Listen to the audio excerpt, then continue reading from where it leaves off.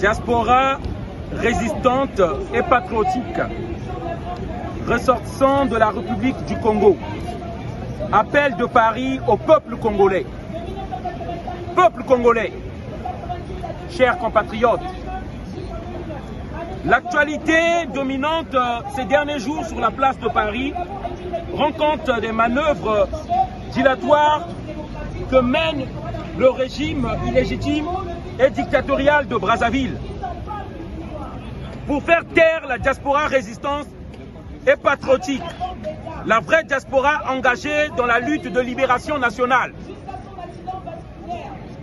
Une facette du scénario diabolique monté dans les officines d'une dictature aux abois vient d'être dévoilée par la toute dernière rencontre fertile entre les pseudo-combattants de Paris et l'admirable préfabriqué Jean-Dominique Okemba, à se mettre des bourreaux du régime, principal instigateur et gestionnaire de la répression contre les leaders politiques insoumis et les populations de nos villes et campagnes.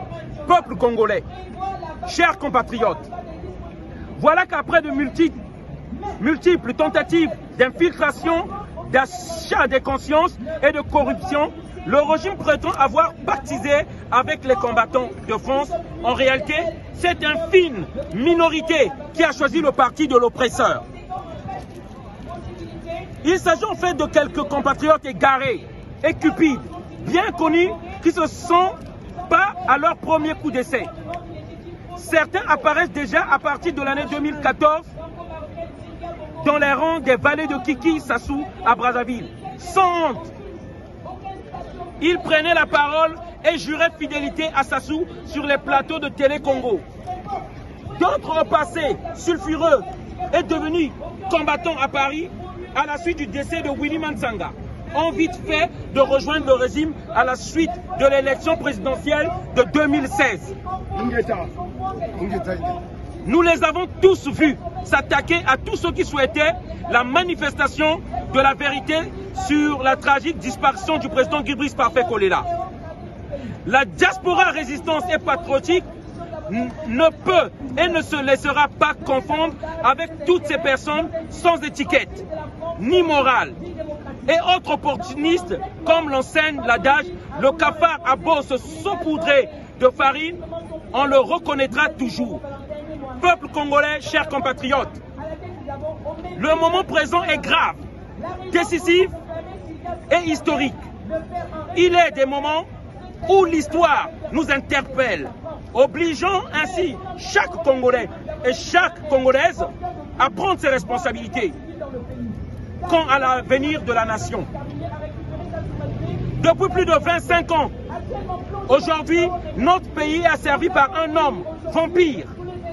Son clan et son système tyrannique. Et le sort de notre beau pays ne nous laisse et ne nous laissera jamais indifférents. Comment comprendre que les Congolais conscients puissent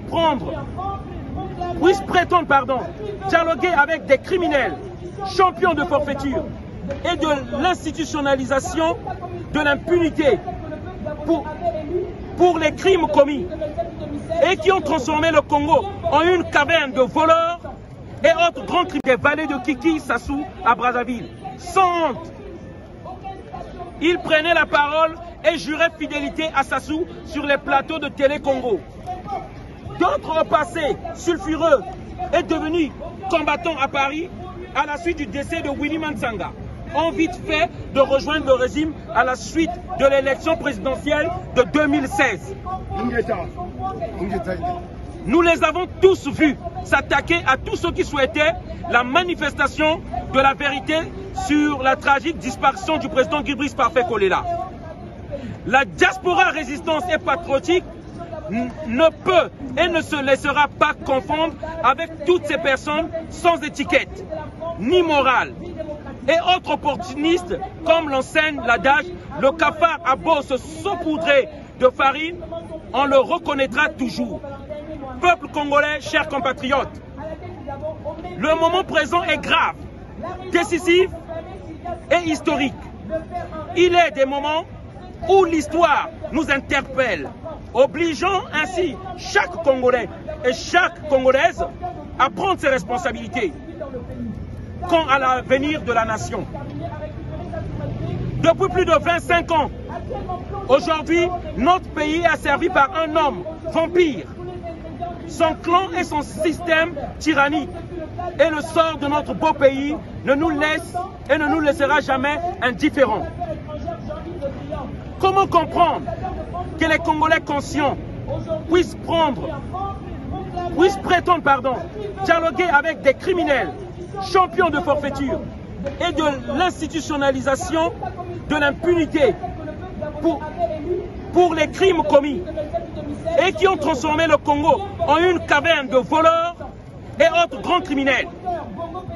Peut-on sans gêne prétendre dialoguer alors que le général Marie-Michel Mokoko, le Premier ministre Okombi Salissa et bien d'autres Congolais innocents poursuivent dans les geôles de l'arbitraire, Peuple congolais et chers compatriotes, nous n'avons pas vendu votre lutte.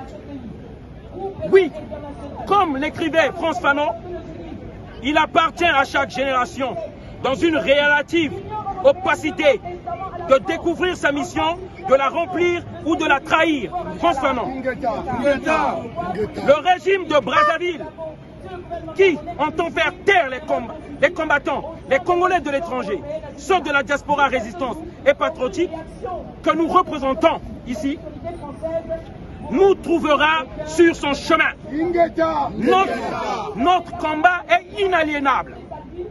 Notre cause est juste et celle du peuple congolais, celle de nos parents, frères et sœurs qui souffrent sur l'ensemble du territoire. Notre cause reste et restera la liberté, la démocratie et le progrès pour tous.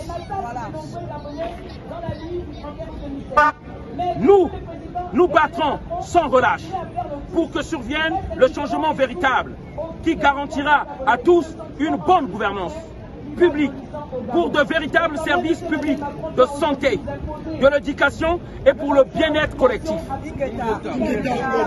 La diaspora résistante et patriotique reste et restera du côté de la société civile et des forces politiques véritablement engagées et non inféodées pour l'aboutissement du combat contre le régime tyrannique de Sassou et son clan. Honte à vous, usurpateur! Honte à vous! Honte à vous, imposteur! Honte à vous! Peuple du Congo, à l'instar des autres jeunesses des peuples africains, battons-nous ensemble, nous vaincrons, soyez prêts. Paris, le 8 octobre 2022.